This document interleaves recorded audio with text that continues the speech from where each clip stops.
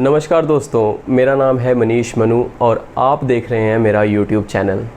So guys, बहुत समय से कई व्यूअर्स थे जो मेरी वीडियोस पे कमेंट करके मुझे बड़े प्यार से रिक्वेस्ट कर रहे थे कि हिंदी में वीडियोस बनाइए, प्लीज़ थोड़ी हिंदी में वीडियोस बनाइए। तो आप इतने जो है प्यार से मुझे रिक्वेस्ट कर रहे थे, तो मैं इस चीज़ को कैसे इग्नोर कर सकता हूँ। तो इसीलिए मैंने सोच लिया कि मैं हिंदी में वीडियो बनाऊंगा, क्योंकि आपका प्यार मुझे इंसिस्ट कर रहा था।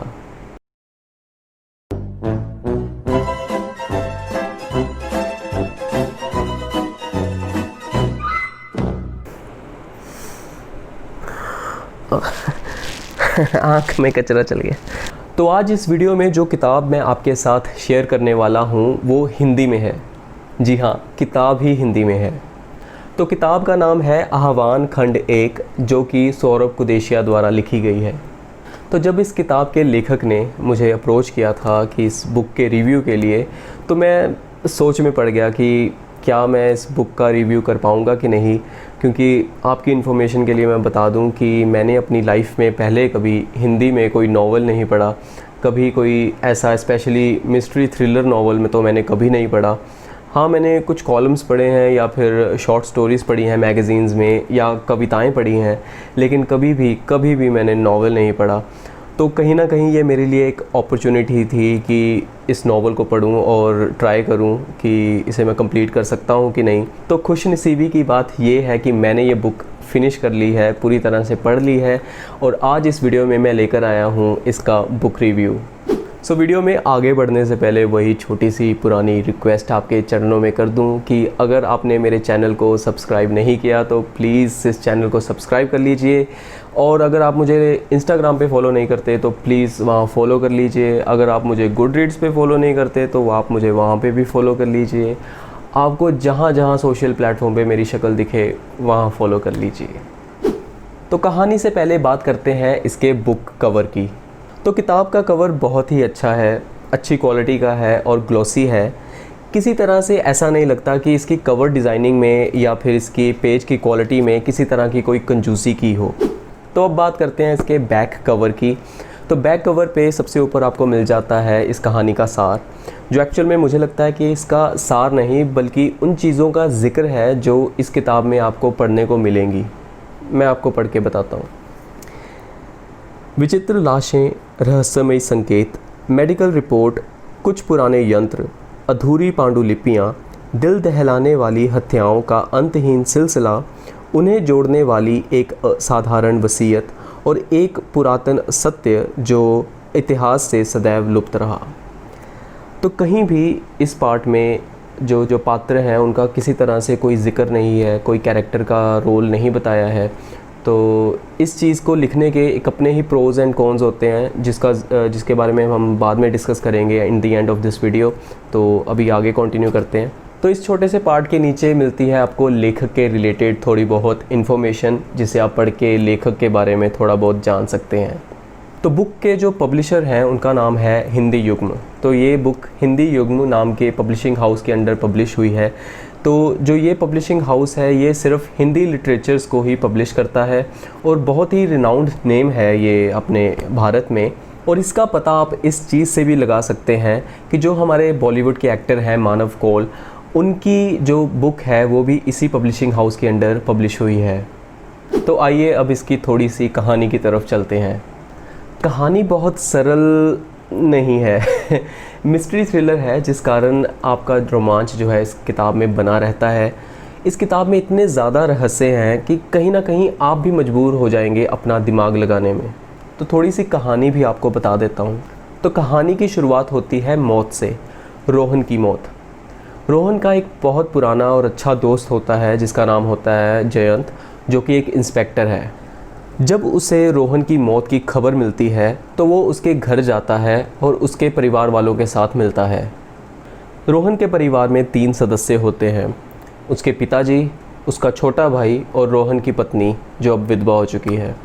रोहन का एक छोटा बेटा भी होता है, लेकिन उसकी पहले ही मौत हो जाती है। उसकी भी एक अपनी कहानी है। सो इस कहानी को पढ़ते हुए आपको उस बारे में भी पता चल जाएगा। तो रोहन के परिवार वाले जयंत को घर पे किसी कारण से बुलाते हैं। वो जयंत के साथ रोहन के मौत के रिलेटेड कुछ बात साझी करना चाहते थे। रोहन का परिवार रोहन की मौत को एक साजिश के तौर पे देखता था, पर वहीं जयंत उसे सिर्फ एक कोइंसिडेंट मानते थे। उन्हें लगता था कि ये एक हादसा है, हालांकि वो इंस्पेक्टर है। पर जब रोहन का परिवार जयंत के साथ रोहन की वसीयत, उसकी खाली बैंक की तिजोरी में बना वो साइन और उसकी पांडुलिपियों का उसके साथ जिक्र करते हैं, तब जाकर जयंत को दाल में कुछ काला नज़र आता है और इसके बाद वो फिर लग जाता है इस केस की तहकीकात में। तो कहानी पूरी रोमांच से भरी हुई है। इसका हर एक पन्ना पढ़ने योग्य है। तो इसमें बहुत से रहस्य हैं और कहानी में शुरुआत से लेके अंत तक कुछ ना कुछ नया रिवील होता रहता है, जिस कारण कहानी में नए नए ट्विस्ट आते रहते हैं और कहानी और भी एक्साइटिंग होती रहती है। अगर मैं बात करूं जयंत की, उसके लिए इस केस की तहकीकात करना बहुत मुश्किल होता है, तो इसीलिए वो मदद लेता है डॉक्टर मजूमदार की। नाम थोड़ा अजीब है, लेकिन एक कैरेक्टर बहुत बढ़िया है। वैसे तो इस कहानी में हर एक पात्र की, हर एक कैरेक्टर की एक अपनी इम्पोर्टेंस है, अपनी विशेषता है, लेकिन जो कैरेक्टर मुझे पर्सनली बहुत ज़्यादा पसंद आया वो है डॉक्टर मजूमदार, क्योंकि कहीं ना कहीं इनका कैरेक्टर रिजेंबल करता है सीआईडी के डॉक्टर सालुंके के साथ। डॉक्टर मजूमदार भी डॉक्टर सालुंके की तरह सार्केस्टिक से हैं, तो बोलचाल में थोड़े मुँह फट हैं, लेकिन साथ ही वो बहुत ज़्यादा अपने काम को लेकर डेडिकेटेड है और ये चीज़ें मुझे पर्सनली इस कैरेक्टर में बहुत ज़्यादा पसंद आई। तो पहले तो मुझे लगा था कि ये कैरेक्टर बहुत ही नॉर्मल होगा, कि 1-2 चैप्टर्स के लिए ये इस कहानी में रहेंगे और उसके बाद डिसअपीयर हो जाएंगे, पर ऐसा नहीं है। असल में जयंत की जो पूरी तरह से मदद डॉक्टर मजूमदार ही करते हैं इस केस में। सो ये स्टोरी सिंपली रिटन स्टोरी नहीं है, इसे बहुत ही स्टडी के बाद लिखा गया है और इस चीज़ का पता चलता है इसमें इस्तेमाल किए गए वो संस्कृत के श्लोक जो कि भगवत गीता से लिए गए हैं। अच्छी बात ये है जो इसमें संस्कृत के श्लोक इस्तेमाल किए गए हैं उसका हिंदी में भी एक्सप्लेनेशन किया गया है, जिस कारण इसे पढ़ना थोड़ा आसान हो जाता है। तो दोस्तों, अंत में मैं बात करूं इस कहानी के बारे में, तो कहानी बहुत अच्छी है। थोड़ी लेंथी है, आप देख सकते हैं थोड़ी लेंथी है, पर बिल्कुल भी बोरिंग नहीं है। मैं ये पक्का कह सकता हूँ कि आप इसे आसानी से पढ़ सकते हैं और आपको ये पसंद भी आएगी। सो दोस्तों, ये खंड 1 है, पार्ट 1 है और इसमें जो कहानी है वो पूरी तरह से समाप्त नहीं की गई है। मैं आशा करता हूँ कि खंड 2 जो है इसका जल्दी से जल्दी आ जाए, क्योंकि पहला पार्ट पढ़ने के बाद इस कहानी को लेके मेरे दिल में और ज़्यादा एक्साइटमेंट हो चुकी है और आई होप अगले साल तक हमें दूसरा पार्ट भी देखने को मिल जाए। So guys, on a serious note, जो चीज़ मैंने आपको प्रॉमिस की थी कि एंड ऑफ द वीडियो में मैं बताऊंगा, वो ये है कि इसके जो लास्ट में जो ये साइनॉप्सिस लिखी है, ये मैं अगर अपने वे ऑफ थिंकिंग के हिसाब से बताऊं तो इसमें थोड़ा कहानी का जिक्र होना चाहिए था, कि इसमें सिर्फ उन चीज़ों के बारे में लिखा है जो कहानी को एक्सप्लेन नहीं करती पर कहानी का बेस बताती हैं। तो ये वो चीज़ें हैं, बट इससे स्टोरी पे कोई ज़्यादा फ़र्क नहीं पड़ता। तो अब इस वीडियो में इसका कम्प्लीटली मैंने जिक्र कर दिया है इस कहानी का, तो कहीं ना कहीं भी ये किसी तरह से कोई प्रॉब्लम नहीं होनी चाहिए आपके लिए इस बुक को चूज़ करने में। तो मैं कम्प्लीटली इस बुक को रिकमेंड करता हूँ आपको कि अगर आप इस बुक को पढ़ना चाहते हैं तो आप पढ़ सकते हैं। ऑनलाइन बुक स्टोर्स पे भी एक बुक मौजूद है और मैंने इस बुक को रेटिंग अपने गुड रीड्स के अकाउंट पे दिया हुआ है, और अगर आपने मुझे वहाँ फॉलो नहीं किया तो आप फॉलो करके इसकी रेटिंग्स देख सकते हैं। सो गाइज़, मैं आशा करता हूँ कि आपको ये वीडियो अच्छा लगा होगा। अगर लगा है तो प्लीज़ इस वीडियो को लाइक ज़रूर दीजिए, इस वीडियो को अपने दोस्तों के साथ ज़रूर शेयर कीजिए ताकि उन तक भी मेरी वीडियोस पहुँच पाएँ। तो मैंने इस किताब का आर्टिकल अपने ब्लॉग में लिखा हुआ है, मेरे ब्लॉग का लिंक जो है वो डिस्क्रिप्शन बॉक्स में मौजूद है, उसे क्लिक करके ज़रूर पढ़ें। सो गाइज़, आखिर की जो लाइनें हैं वो मैं इंग्लिश में ही बोलना पसंद करूँगा क्योंकि मैंने उसकी ट्रांसलेशन नहीं की।